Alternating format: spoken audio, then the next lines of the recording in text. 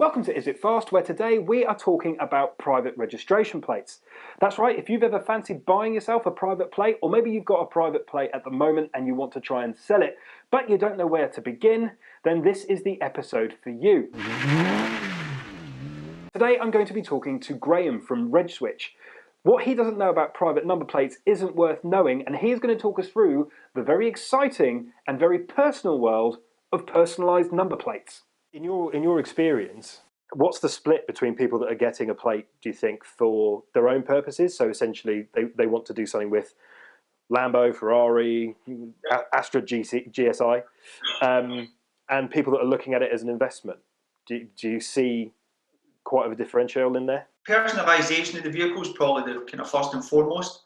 I think investment-wise, I think people, even if you go back to the dateless plates, so whether it's your initials and the number one, number two, these types of plates were really quite cheap back 10, 20 years ago. You could pick them up for a few grand, depending on the, for instance, we get one just last night, I just posted up, it was the MPH one. So when you look at the price of them, obviously the guy came and says, what do you think valuation-wise? And it's really hard to put a price on plates like that, because where does the market start and stop for that? So you have a wee kind of look at what's sold previously, what's sold at auction, like 60, 80,000. I says you can look back and see plates like, is it VIP one? It went for 285,000, something like that, back in 2006. So, that was back then. What is that plate worth now? Mm-hmm. And then you kind of think VIP one, MPH, it's like, it's a BHP, it's like, it's initials that mean something, actually, not just initials like even my own GJH, then kind of hard to move on. Mm-hmm. MPH, BHP, these things are a huge variety. So things, the investment side is what you were asking, I think was 10 or 20 years ago when you were buying a plate to hopefully one day it would be worth the big money. I think now these plates are already kind of sitting at the top end. So to buy a plate now for investment, unless you're getting something really cheap or at a bargain price, or you kind of see something at auction that you win and you get, then potentially there'll be an investment at some point.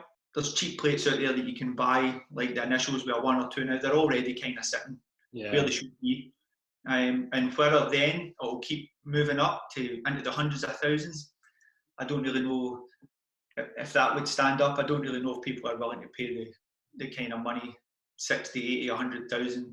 So investment-wise, there's still investments out there, especially if you kind of go to these auctions or find bargains or times like this when people were maybe strapped for cash and were trying to move on assets and stuff like that. And a plate that they bought for 6 or 7 grand now worth 30 or 40, and they think could release some money here, but rather than the 40 grand, I would even be happy for 20 for it. Then you can maybe still buy it and there's an investment there. So I always think that adding a personalised registration plate does something a little bit different to a car. But I just wondered, in your position, what you think of the reg plate world and how you got into it. As a teenager, it was always one of the things that I would say that I looked at in cars and remembered them for it, even growing up, before even kind of driving and stuff like that.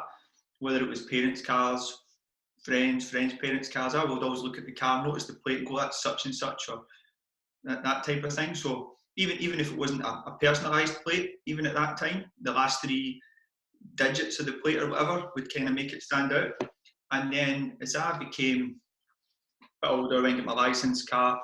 I was one of these people at the time that was Escort Turbos, Nova GTs, all this type of thing. And I was spending a lot of money doing the cars up. So alloys, exhaust, suspension, costing thousands and thousands of pounds.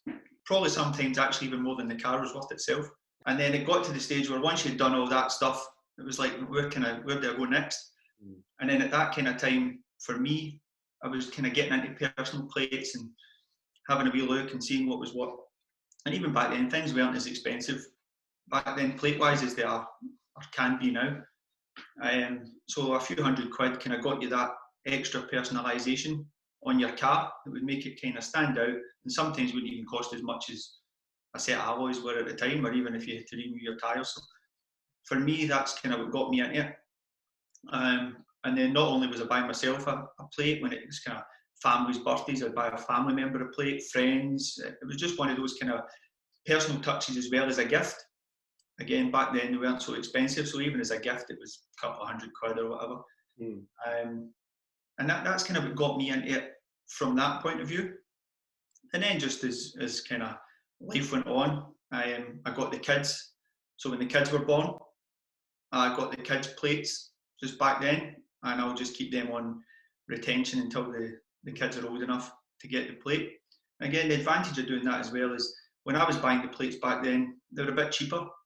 Whereas as time goes on, to get that same plate when Adam turns 18, for instance, it costs me a lot more money. So that's kind of the kids' plates, and then even my van and stuff like that, I've got the personal plates on that as well. So it was just, for me, it's just always something I've done, always something I've loved, had a passion about. And then when it came time to think about as a business, might as well turn something like that, something I love, a passion, something that I've always kind of been into anyway, just turn it into a business. It's almost one of those things that are, I guess, recession proof or kind of impact proof a wee bit, because when you're buying and selling, everything's kind of done online anyway. It's all paperwork, it's all DVLA, or it can all be done via the computer. So it doesn't affect us in the sense that we need a premises for people to come and visit it to, as a business, or we don't need to deliver things, or we don't. So it's one of those things. And even at that, I mean, people, like I say, you can still get cheap enough plates. For instance, just back last year, DVLA at Christmas time, things were kind of slowing down by this point, even in the car world, kind of the end of 2019. But the plates were still we were kind of looking at it and thinking, we weren't really kind of selling that much and what have you. And when you look at the car world, like I say, the prices on these kind of top supercars were all kind of taking a hit. But then when you looked at the DVLA statistics for even just December of 2019, I think they sold something like 40,000 number plates in December alone. It's crazy. Over 10,000 of them sold on Christmas morning. So it's like, when you look at it, people, even though things maybe weren't doing great at that time, people were still buying number plates, even if it was just from DVLA, where obviously you kind of find the cheapest plates, if you like. They're buying from source. As such, a volume of people that were still purchasing plates showed there was still a market there for it. There was still in people's minds, were still buying them, they were still personalising their cars, they were still doing all this sort of stuff, even though things were kind of moving towards the kind of this period in time where things are taking a hit. So it's definitely a market out there for it. It's a massive market. I mean, some of these sites, some of your kind of top names, have got 8 million number plates advertised on their site. I mean, it's massive market. I think if you're truly into cars, into the automotive world, regardless of what your taste is, whether it's a Morris from the 50s or whether it's a 720S or which incidentally I saw the other day you can now pick up for 125 grand. Someone's reeling over that one, I think. And it's interesting to see what lengths people will go to and what costs people will accrue in order to add what I think individual registration plates, reg plates, are still in a way the holy grail of I've now completely personalised that motor. The thing with number plates is also, though, you take it to your next car with you. I know people personally that spend 50 and 60k on the spec of a car. So base price 100k, by the time they've spec'd it 150k, that 50k is gone. You're never going to get that 50 grand back. When you go to sell that car, the spec will help sell it, because somebody will say, well, I want the highest spec that I can get for my money. And if you've went all that, you'll sell yours probably before the others on the market, but not for the money you've put in it. You'll get base price back. Whereas when you're looking at 30, 40k for these people who are putting that kind of spec into their car, you spend that in a plate as an investment, keep it for 20 or 30 years, move it from car to car with you. It's always there. It's always yours. You'll always be known. You'll always, that's such and such his new car because that's his plate on it, however you want to see it. Mm. And if not, if you don't make 10 or 20 or 30 grand in that plate in 20 years' time, you still get your money back for it. Whereas cars just now are losing, as you said there, with the McLarens and stuff. So there you've got a car that's now dropped to these kind of, I mean, beautiful cars, nice cars. So for your money, you're thinking, well, you're getting 720S for that kind of money. Even though it's at that attractive price, I don't know. I still think I would avoid it. No, I think a number plate with McLaren on it, rather than the getting a McLaren with a plate on it, is probably the way to do it at the minute. But you talk about kind of getting yourself into a decent motor, getting yourself a good plate, be it from an investment perspective or more likely personalisation. I think for me, one of the things that has put me off in the past is not being massively comfortable with the process. So what does the process entail? Basically, if it's one of our own plates, we'll have all the certificates sitting ready, and it can be done in 24, 48 hours, basically, depending on what date is and DVLA's opening times and what have you. So it's a very, very easy process for us once you purchase one of our own plates. If it's a customer plate, then a couple of different options. Maybe the customer still has it in their car. They then have to put it on retention before we can then switch it onto your own vehicle. Maybe they've already got it on retention, which makes the process a bit easier. Again, we can switch it straight onto your vehicle if that's the case. And really, it's only a certificate in your logbook are the only two things really required to switch it over. So it's not a kind of great process or anything.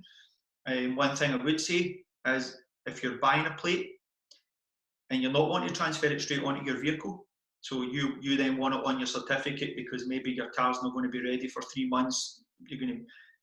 You've spec'd a new car or whatever, and it's not, but you want the plate so that the plate can go on the car.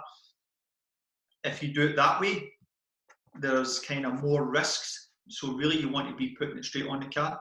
So the best process is to get it on a vehicle as soon as you possibly can, and especially within the first year of purchasing it. Mm. I wouldn't even wait any longer than 6 months, to be honest. I would just want to try and get it on a car as soon as possible, and that way there's no issues. The plate's now yours. The last thing that, because you must see, well, God knows how many reg numbers and plates kind of go past you in every kind of sense. Other than the ones you already own yourself personally, what's been your favourite or the one that you thought that is a winner? That one. The plate that we've got just now, the Lambo plate, is definitely. I mean, from everything from the kind of luck, the chance, everything about that plate at the time. And everything that we went kind of through to get the plate, it's definitely one of my favourites, 100% one of my favourites. I think it had a buy now for 7,500, something like that. And the top bid on it was 3.5 grand. And it didn't actually reach its reserve. And I hadn't really took too much interest in it. I'd seen it, great plate, what have you. But what you find with some of these auction things is, at the time, the buy now kind of bypassed me. I didn't realise the buy now was only the 7,500. I would never have thought in a million years that would be the buy now price. So I assumed that it was the kind of top bid at that moment in time. And I was speaking to my business partner, and he had said to me, "Listen, I've just ordered the Hurricane Performante, a few weeks' time or whatever." He says, "Have a wee look for a plate for me." And I was like, "That Lambo plate," put in an offer get accepted. We got it, and it was just total chance. How nobody else seen it, how everybody else missed it. Because for that kind of money, it would get snapped up in a minute. Go back to our chat about investment. If you happen to come across something like that, and you get it for that kind of money, then by all means, it's an investment. That plate, for what we paid for that plate, you never lose money on it. Lady Lambo luck was giving you that day. Exactly, and the set of circumstances that kind of took us to that point, it was just kind of meant to be. Out of all the plates that we own, that's probably the best one. Thank you very much for sharing your knowledge. So that's it. If you want to get yourself into the private registration plate game, you want to get yourself a private plate to personalise your car, stand out from the crowd, or even as an investment, Hopefully you've learned a little bit about what you need to do. Make sure you follow Is It Fast on your social media platform of choice to watch many more interviews, in-depth car reviews, and keep up with the latest news in everything automotive and motorsport. Thank you very much for watching, and catch you next time.